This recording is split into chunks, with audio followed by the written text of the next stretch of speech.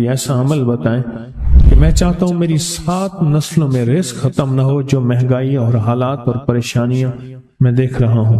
کوئی ہے عمل؟ میں کہا بالکل ہے، اور میں نے اس سے کہا کہ یہ میرے پردادا کے پردادا کا عمل ہے، ان کا یہ عمل ہے، میرے پردادا کے پردادا کا عمل، جو ہماری خاندانی یادداشتوں میں یہ لکھا ہوا ہے،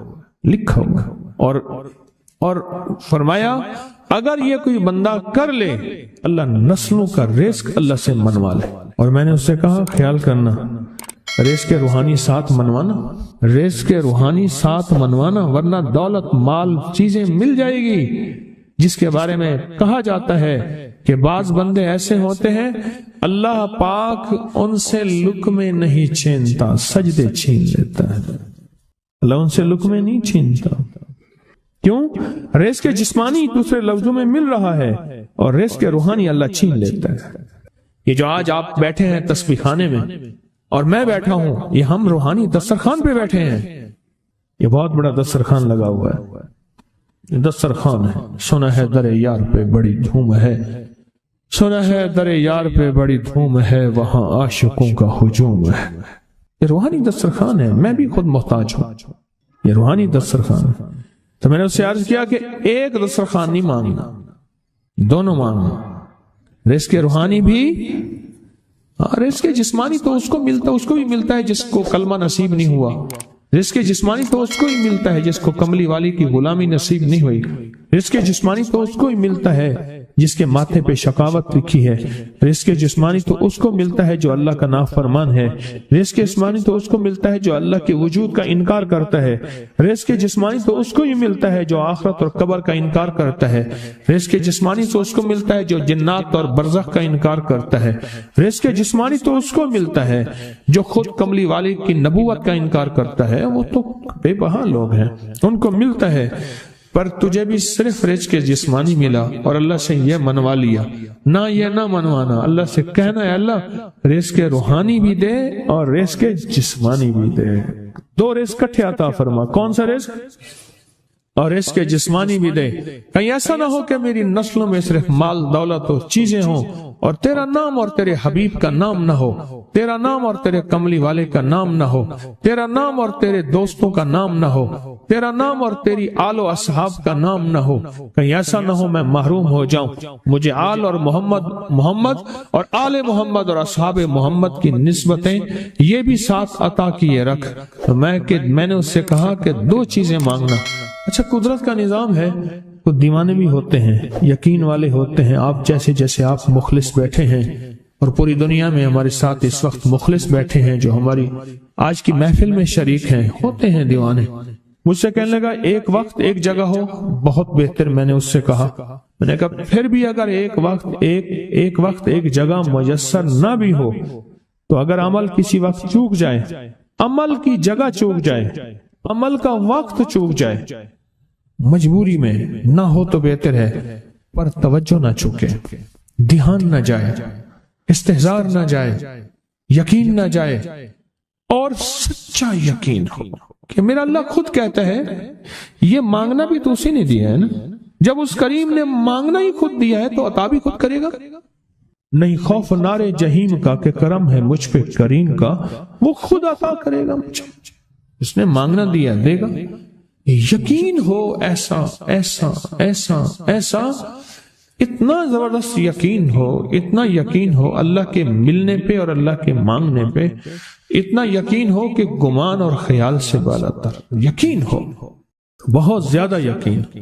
یاد رکھیے گا میری بات، میری طرف دیکھتے رہیں، یاد رکھیے گا جس کو ملا ہے یقین کی طاقت میں ملا ہے، اور جس سے چھنا ہے بے یقینی نے اس سے سب کچھ چھین لیا، بے یقینی نے اس سے سب کچھ چھین لیا۔ جس کو ملا ہے یقین کی طاقت سے ملا ہے، یقین ہو کہ میں کر رہا ہوں اور اللہ مجھے دے دے گا۔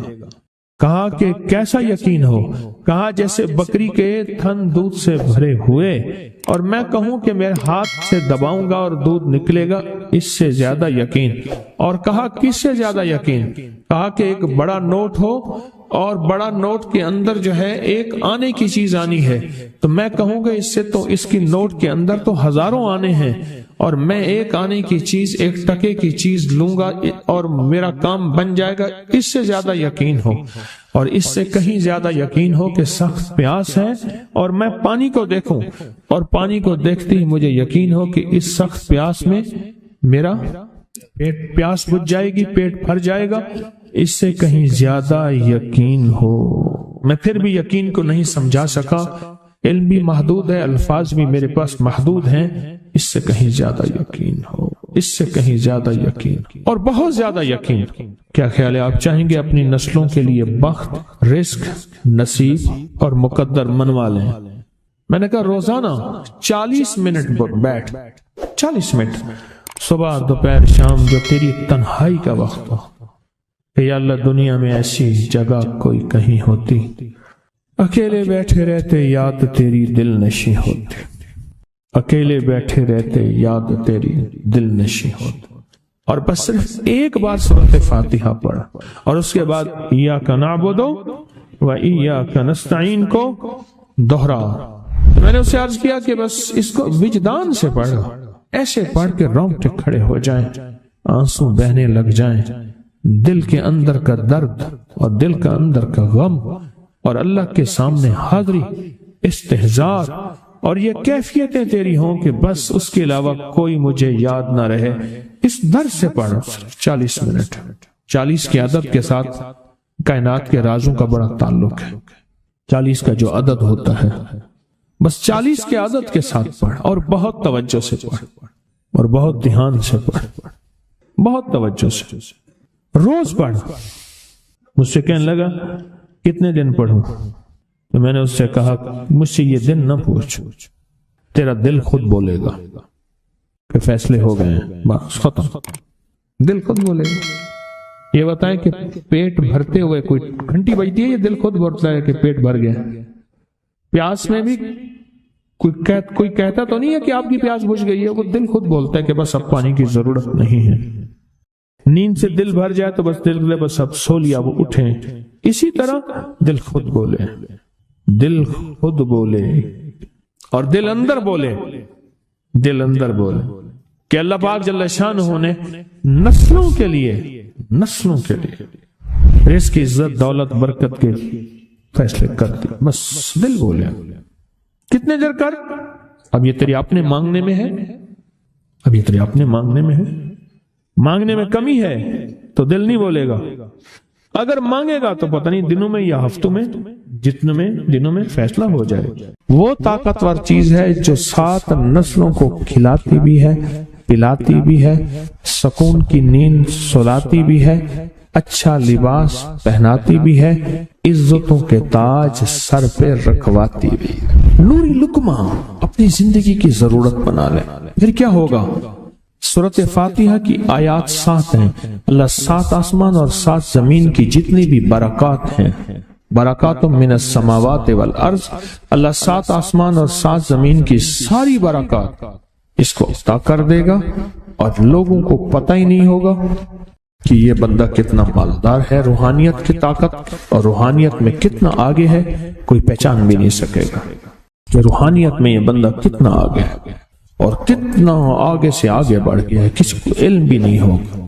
نوری لقمہ اپنی زندگی کی مجبوری بنا لے، اور نوری لقمہ اپنی زندگی کی ضرورت بنا لے، پھر دیکھیں کمالات۔ کیوں؟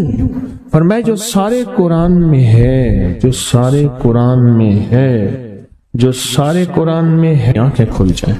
یہ سورۃ فاتحہ نماز کھانے کے دوران پڑھنے والا یہ اہل نظر میں ہے، اس کی نظر وسیع ہو جاتی، یہ اہل کشف ہوتے ہیں، ان کی دل کی آنکھیں کھل جاتی ہیں، یہ فرشتوں کو دیکھتے ہیں، یہ انسانوں کے دلوں میں جھانک لیتے ہیں، یہ کائنات کے راز پڑھ لیتے ہیں، کائنات کے راز پڑھ لیتے ہیں۔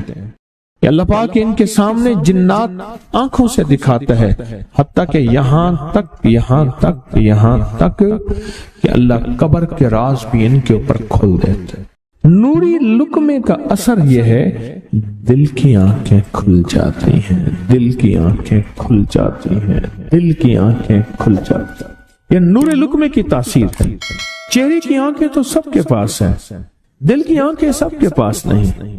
دل کی آنکھیں سب کے پاس نہیں، چہرے کی آنکھیں سب کے پاس ہیں، دل کی آنکھیں سب کے پاس نہیں۔ نوری لقمے کی یہ تاثیر ہے کہ دل کی آنکھیں کھل جاتی اور دل کی دنیا آباد اور دل کی دنیا شاد اور دل کا وہ بندہ بامراد بن جاتا ہے جو نوری لقمے اپنی زندگی میں شامل کرتا ہے۔ اور نوری لقمے سورۃ فاتحہ، اور کتنی بار؟ اچھا، یہ سورۃ فاتحہ بیماریوں کا علاج۔ صحابہ کرام فرماتے ہم جا رہے تھے، کوئی ایک سردار تھا، اس کو بچھو نے کاٹ لیا اور اس کو چیخ رہا تھا بیچارہ، فرمایا سانپ کا کاٹا سوئے، بچھو کا کاٹا روئے۔ میرے پاس ایک سانپ کا کاٹا آیا تھا، غنودگی میں تھا، وہ بہت غنودگی میں سے سوتا تھا، اور میں نے کہا اس کو سونے نہ دے، خیال نہ کیا انہوں نے، ادھر سے ہٹا تو بندہ ختم ہو گیا، سانپ کا کاٹا۔ ہمارے ایک والد صاحب رحمۃ اللہ علیہ کے تھے ملک عبد الرحمن ڈوڈی، تو لائے تھے، تو کہنے لگے اس بچھو کے کاٹے کا علاج، صحابہ کرام نے 7 بار سورۃ فاتحہ پڑھ کے اس پہ دم کر اور وہ ٹھیک ہو گیا۔ اور میں جب سورۃ فاتحہ عرشوں سے زمین پہ آئی، نازل ہوئی، ایک گونج اٹھی، ایک آواز آئی، اور میں اللہ سے آج وہ چیز زمانے پہ زمین پہ نازل کی ہے جو اس سے پہلے کبھی آئی نہیں تھی اور جو اس کے بعد کبھی آئے گی نہیں۔ اس سے پہلے کبھی آئی نہیں تھی، اس کے بعد کبھی آئے گی۔ اور جب سورۃ فاتحہ نازل ہوئی، شیطان رویا، پیٹا، اپنا سر پہ راکھ ڈالی اور اتنا شور کیا کہ اے کاش کہ یہ سورۃ فاتحہ آئی ہے، اور اگر آئی ہے تو واپس چلی جائے، اگر واپس نہیں گئی تو کسی کی زبان پہ نہ جائے، یعنی کوئی اس کو پڑھ نہ سکے، اگر پڑھے تو اس کا یقین نہ ملے۔